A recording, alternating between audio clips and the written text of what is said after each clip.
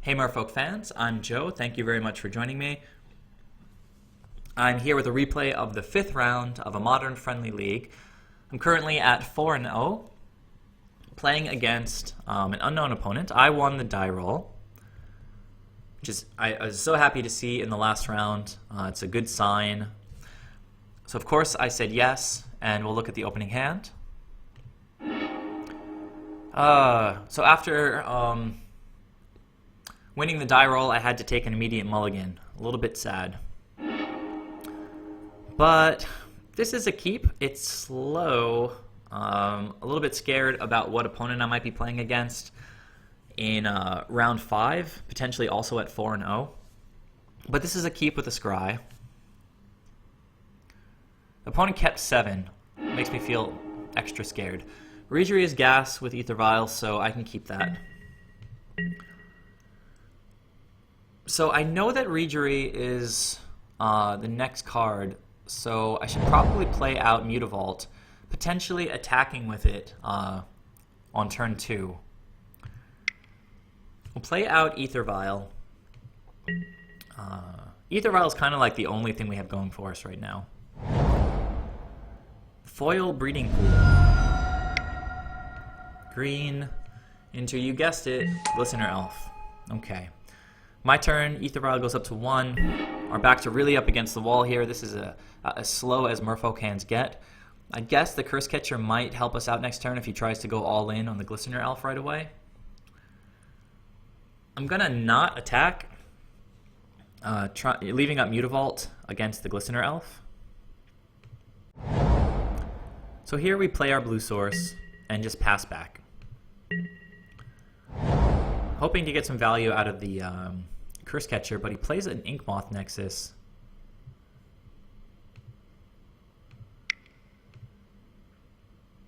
And a Blighted Agent, so Cursecatcher's not doing anything here. Opponent's probably not going to attack with the Glistener Elf, and just passes the turn. So it's time for Cursecatcher to come in. Slow stuff. We've got no pressure right now. AEther Vial obviously going up to 2, and we draw a land. Yuck. So a play out of Cavern of Souls here, giving us more access to blue mana depending on what we draw next turn. Just planning on Master of Waves probably. I mean, Master of Waves is sideboarded out every single time against Infect, so with the opponent having 2 evasive threats already and a Glistener Elf, not quite sure what I can do. Swing with the Cursecatcher, do 2 damage, leaving back the Reejerey to block the Glistener Elf if the opponent wants to waste a pump spell or burn a pump spell to kill the Reejerey. Another Inkmoth Nexus is another potential threat, but he seems to be starved on green mana, which might be sort of a glimmer of hope for us. So it looks like he attacks with both creatures. I'm going to choose to block the Glistener Elf. And we see Blossoming Defense, making him into a 3/3. I can't counter it with a Cursecatcher because the opponent has mana to pay for it, wisely leaving it up to protect his creature. So, Reejerey down, a little bit unfortunate. I'm going to take just 1 from Blighted Agent.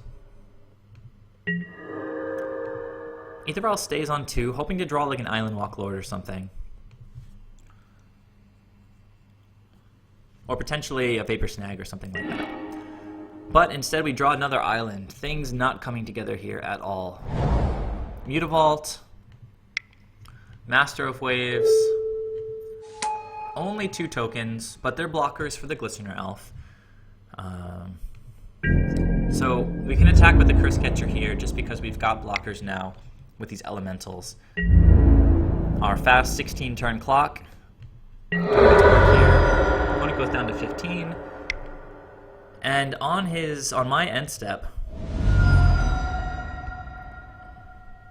looks like he's going to pay 4 life and dismember my Master of Waves. So this guy, pretty good hand here. He's got plenty of threats. He's got removal and pump spell with Blossoming Defense. The only thing it's lacking is another green source.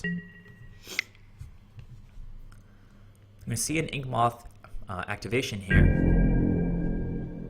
Doesn't have anywhere near to enough for Become Immense right now. Become Immense would make this attack lethal, but as I said, he doesn't have it, so...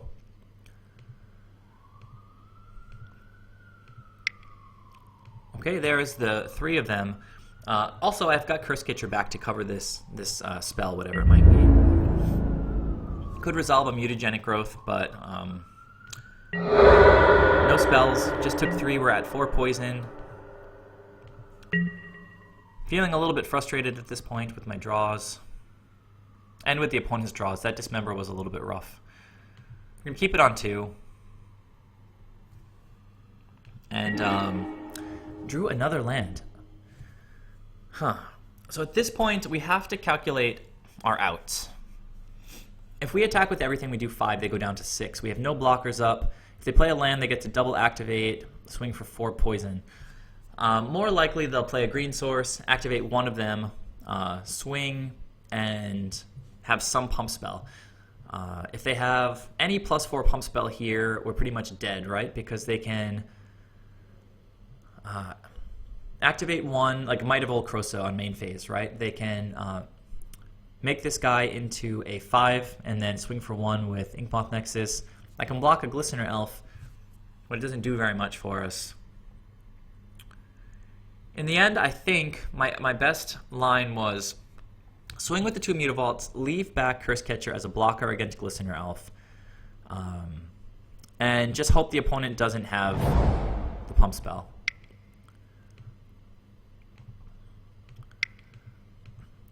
And then if I top deck an Island Walk Lord, the opponent will be at 7 and will have 8, basically.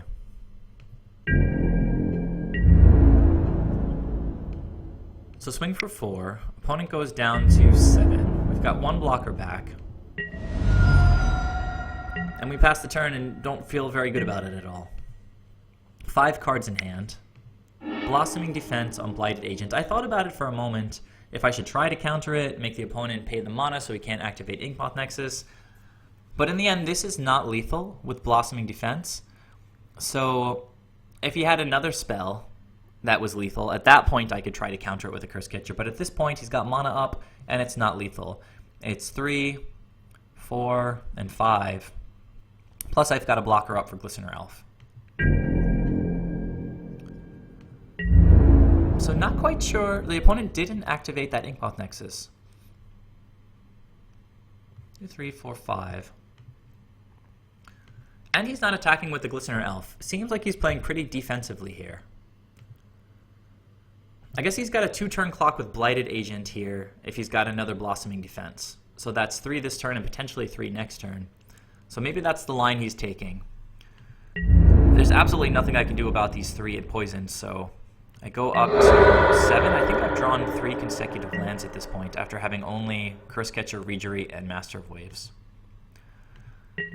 So we're playing to our outs. Opponent is representing another Dismember or something. And we draw an Island Walk Lord. I think during the match I was shaking a little bit at this point. No fancy stuff here. Gonna activate my Mutavaults. Let's see. If I play my Lord of Atlantis now, I think Dismember, let's see if it gets there. He has to pay 4 life. So let's say that he hits the Lord of Atlantis. He goes down to 3. These guys are 2, 2, and 1. He can block a 2 and then take 3. So it might just be lethal even if he has another Dismember. So we finally got lucky with a top deck. We're swinging for 8 with Island Walk. The opponent makes me go to the attack step.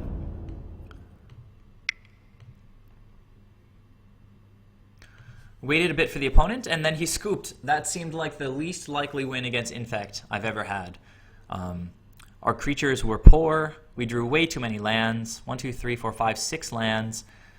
I guess, a slight saving grace was we had the AEther Vial, but I guess more so that we had these Mutavaults. That was a mulligan also. So game 1 to Merfolk, and let's see how game 2 went.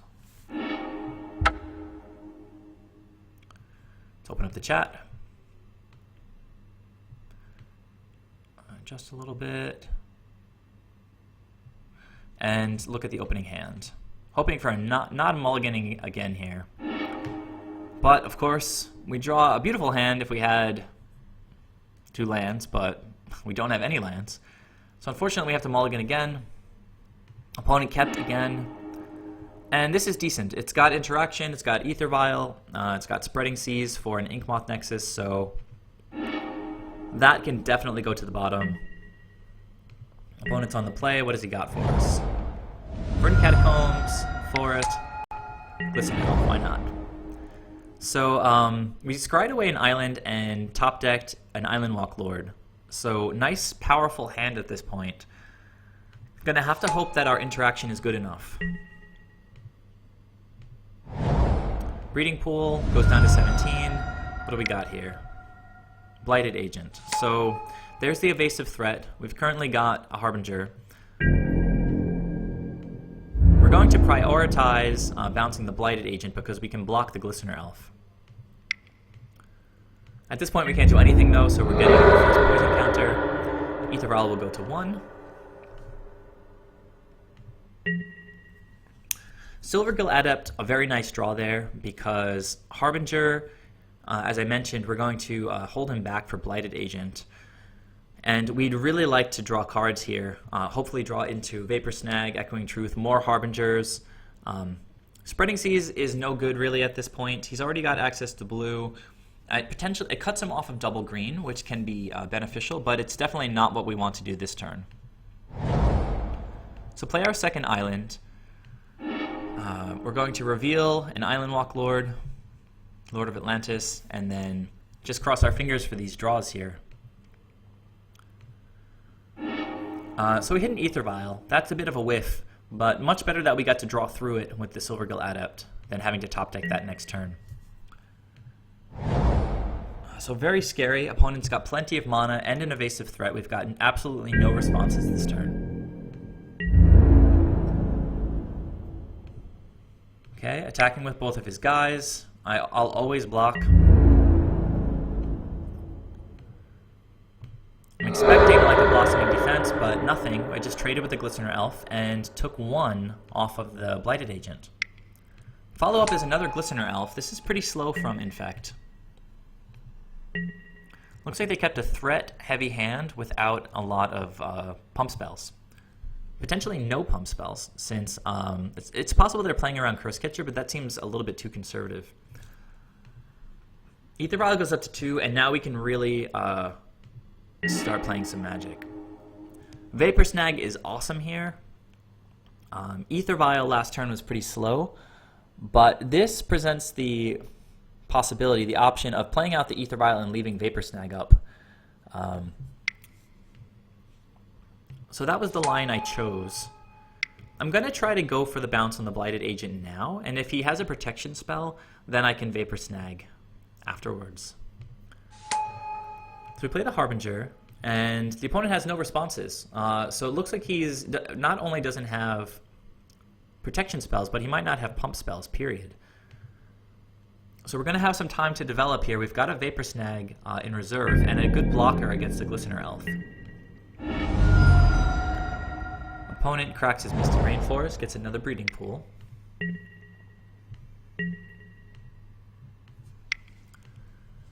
Just going to play out the Blighted Agent again.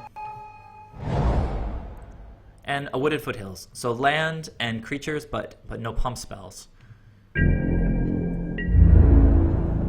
Choosing not to attack with the Glistener Elf. Goes to the end step. And we want to keep them off of Blighted Agent. So with the mana up, I chose to Vapor Snag the Blighted Agent now. We're going to want to use our mana next turn, I think.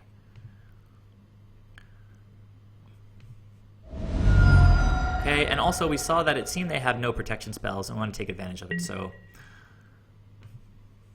Aether Vial is certainly going to stay on 2, the second one will tick up to 1, and the draw for the turn was a land. Not terrible, probably not necessary since we've got these Aether Vials. So I think the play here is just to start pushing. So we're going to put an Island Walk Lord in, put the other Island Walk Lord in, and swing for 4. Hopefully the opponent doesn't have any removal.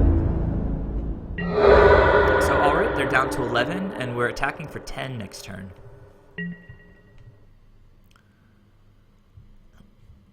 Taking them off effectively of using this fetch land.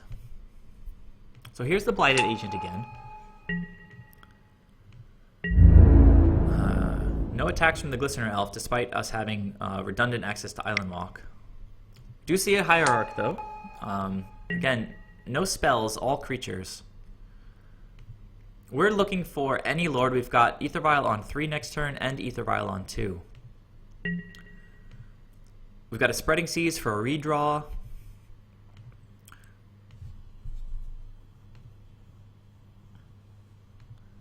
So for the turn, we drew a Wanderwine Hub, which is a whiff, because we want to close out 1 extra point of damage. A Vapor Snag would also have done it.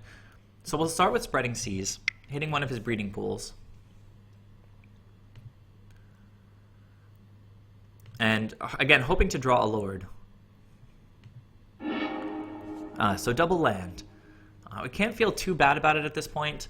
Going into combat, I had to think about who I wanted to attack with, who I wanted to leave back. In the end, I realized with the Noble Hierarch on the board, she effectively negates the effect of the Glistener Elf, because if he attacks with both creatures, he's not getting the Exalted trigger. So I have to assume the opponent's probably not going to attack with the Glistener Elf anyway, in which case we don't have to leave a blocker back. So I'll just swing for the full 10 here. And actually, after I attacked, the opponent timed out for a little while, like 2 minutes or 3 minutes. We see he's at 1947 now. We go all the way down to 1623. I asked the opponent if he's thinking.